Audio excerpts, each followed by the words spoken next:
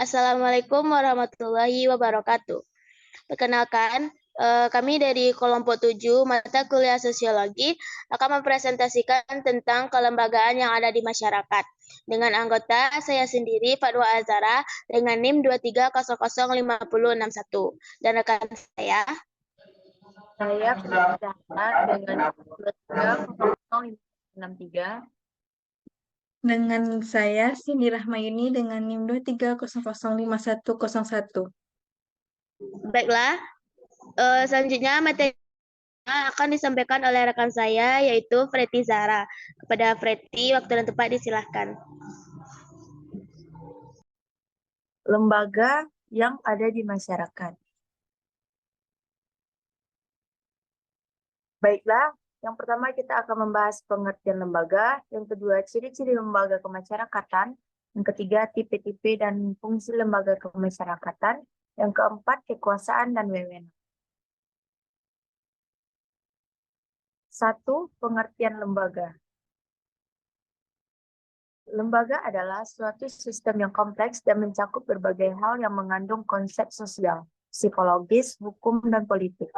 Lembaga juga mengatur hubungan antar individu dan dapat diartikan sebagai seperangkat ketentuan yang mengatur ke masyarakat yang telah mendefinisikan bentuk aktivitas yang dapat dilakukan oleh pihak tertentu terhadap pihak yang lain. Hak istimewa yang telah diberikan serta tanggung jawab yang harus dijalankan. Lembaga memiliki beberapa jenis seperti lembaga keluarga, lembaga pendidikan, dan lembaga agama. Sedangkan lembaga masyarakat atau lembaga sosial, Leopard van Wulese dan Howard Beck mendefinisikan lembaga masyarakat melihat dari segi fungsinya. Mereka mengatakan bahwa proses hubungan antar manusia dan antar kelompok yang berfungsi untuk memelihara hubungan tersebut serta pola-polanya sesuai dengan kepentingan manusia dan kelompok. Lembaga sosial adalah perwujudan norma dan kebiasaan yang dipakai untuk mempertahankan sejumlah nilai penting, dilansir dari modul ilmu pengetahuan sosial oleh Tania Kurniawati dan Andri Setiawan. Berikut pengertian lembaga sosial. Lembaga sosial adalah sistem tata kelakuan dan hubungan yang dibentuk atau didirikan demi memenuhi kebutuhan manusia. Yang kedua, ciri-ciri lembaga kemasyarakatan. Berikut adalah beberapa ciri-ciri lembaga kemasyarakatan atau lembaga sosial. Yaitu memiliki tujuan khusus. Lembaga kemasyarakatan mempunyai satu atau beberapa tujuan tertentu. Selanjutnya, berumur panjang. Suatu tingkat kekekalan tertentu merupakan ciri dari semua lembaga kemasyarakatan. Selanjutnya, memiliki beberapa perangkat. Lembaga masyarakat memiliki alat kelengkapan yang digunakan untuk mencapai tujuan. Selanjutnya, mempunyai norma. Lembaga kemasyarakatan menerapkan aturan atau norma khusus yang diambil dari proses panjang hingga diakui masyarakat setempat. Selanjutnya, terstruktur. Lembaga kemasyarakatan merupakan sistem tata kelakuan dan hubungan yang berpusat pada aktivitas-aktivitas sosial untuk memenuhi berbagai macam kebutuhan dalam kehidupan masyarakat. Menurut Gilin dan dalam karyanya yang berjudul General Features of Social Institution, mengatakan bahwa lembaga kemasyarakatan mempunyai ciri-ciri umum yaitu sebagai berikut. Pertama, suatu lembaga kemasyarakatan adalah suatu organisasi pola-pola pemikiran dan pola-pola yang terwujud melalui aktivitas kemasyarakatan dan hasil-hasilnya. Kedua, suatu kekekalan tertentu merupakan ciri semua lembaga kemasyarakatan. Yang ketiga, lembaga kemasyarakatan satu atau beberapa tujuan tertentu. Yang keempat, lembaga kemasyarakatan mempunyai alat-alat kelengkapan yang dipergunakan untuk mencapai tujuan lembaga yang bersangkutan. Yang kelima, lembaga biasanya juga merupakan ciri lambang, biasanya juga merupakan ciri khas lembaga tersebut. Selanjutnya, suatu lembaga kemasyarakatan mempunyai suatu tradisi tertulis atau tidak tertulis.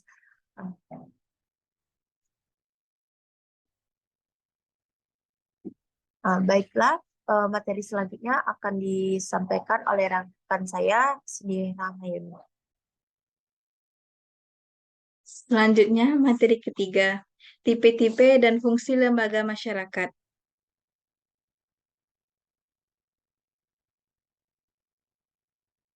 Tipe-tipe lembaga masyarakat. Tipe-tipe lembaga kemasyarakatan dapat diklasifikasikan dari berbagai sudut. Menurut Gilin, tipe-tipe lembaga masyarakat dapat diklasifikasikan sebagai berikut. Yang pertama, dari sudut perkembangannya dapat diklasifikasikan yaitu creative institution dan enacted institution. Creative institution yaitu lembaga-lembaga primer yang secara tidak sengaja tumbuh dari adat istiadat masyarakat. Sedangkan enacted institution adalah lembaga yang sengaja dibentuk untuk memenuhi kebutuhan tertentu. Yang kedua, dari sudut sistem nilai-nilai yang diterima masyarakat dapat diklasifikasikan antara basic institution dan subsidiary institution. Basic institution merupakan sebuah lembaga yang penting guna untuk memelihara dan mempertahankan tata tertib dalam kemasyarakatan. Dari sudut nomor ketiga, dari sudut penerimaan masyarakat dapat diklasifikasikan yaitu a profit socially sanctioned institution, yaitu merupakan lembaga yang diterima masyarakat, misalnya sekolah, perusahaan dagang, dan lain-lainnya. Yang keempat, dari sudut penyebarannya dapat diklasifikasikan antara general institution dan restricted institution, di mana yang maksud dengan general institution adalah lembaga misalnya agama yang menyebar seluruh belahan dunia dan hampir seluruh masyarakat dunia mengenal dan memiliki agama. Sedangkan yang dimaksud dengan restricted institution adalah misalnya masyarakat yang menganut agama atau kepercayaan mengenai agama, terlepas masyarakat tersebut menganut agama apa saja. Yang kelima, dari sudut fungsinya dapat diklasifikasikan yaitu antara operative institution dan regulative institution. Adapun yang dikatakan operative institution adalah lembaga yang menghimpun pola-pola atau tata cara yang diperlukan untuk mencapai tujuan lembaga yang bersangkutan. Sedangkan regulative institution merupakan lembaga yang mengawasi adat istiadat atau tata kelakuannya jadi bagian mutlak dari lembaga tersebut. Selanjutnya, fungsi lembaga masyarakat. Menurut Surjono Sukanto, lembaga sosial memiliki fungsi sebagai berikut. Yang pertama, memberikan pedoman pada anggota-anggota masyarakat bagaimana mereka harus bersikap atau bertingkah laku dalam menghadapi masalah-masalah yang muncul atau berkembang di lingkungan masyarakat, termasuk yang menyangkut hubungan pemenuhan kebutuhan. Yang kedua, menjaga keutuhan masyarakat yang bersangkutan. Yang ketiga, memberikan pengarahan kepada masyarakat untuk mengadakan sistem pengendalian sosial, yaitu sistem pengawasan masyarakat terhadap anggota-anggotanya. Adapun juga menurut Horton dan Hunt, fungsi lembaga sosial adalah satu, fungsi manifest atau fungsi nyata, yaitu fungsi lembaga yang disadari dan diakui oleh seluruh masyarakat. Yang kedua, fungsi laten atau fungsi terselubung, yaitu fungsi lembaga sosial yang tidak disadari atau bahkan tidak dikehendaki, atau jika diikuti dapat sebagai hasil sampingan dan biasanya tidak dapat diramalkan.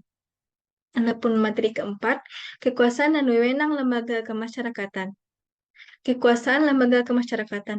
Lembaga kemasyarakatan adalah lembaga yang bergerak di bidang kemasyarakatan yang tujuannya membina masyarakat. Lembaga masyarakat memiliki kekuasaan besar terhadap menjadi tujuan dan fungsinya. Berikut ini ada beberapa hal berkaitan dengan kekuasaan lembaga kemasyarakatan. Yang pertama, wewenang. Lembaga kemasyarakatan memiliki kekuasaan yang ada pada seseorang atau sekelompok orang yang punya dukungan atau pendapat. Yang kedua, kekuasaan. Kekuasaan bergantung pada hubungan antara yang berkuasa dan yang dikuasai. Kekuasaan selalu ada dalam setiap masyarakat yang sederhana maupun kompleks. Yang ketiga, pembagian kekuasaan. Lembaga politik merupakan suatu lembaga yang memiliki bentuk kegiatan dalam kelompok masyarakat dengan proses pembentukannya serta pembagian kekuasaannya ditentukan oleh masyarakat itu sendiri. Yang keempat, pengaruh. Lembaga kemasyarakatan memiliki pengaruh yang besar terhadap masyarakat, terutama dalam pembinaan dan pemberdayaan masyarakat. Dalam menjalankan tugas dan fungsinya, lembaga kemasyarakatan memiliki kekuasaan yang besar terhadap masyarakat. Namun, kekuasaan tersebut harus dijalani dengan baik dan bertanggung jawab agar tidak menimbulkan dampak negatif bagi masyarakat. Sekian materi dari kelompok kami, kembali kepada moderator. Baiklah, itulah materi dari kelompok kami. Kami mohon maaf jika ada kesalahan. Sekian, terima kasih. Assalamualaikum warahmatullahi wabarakatuh.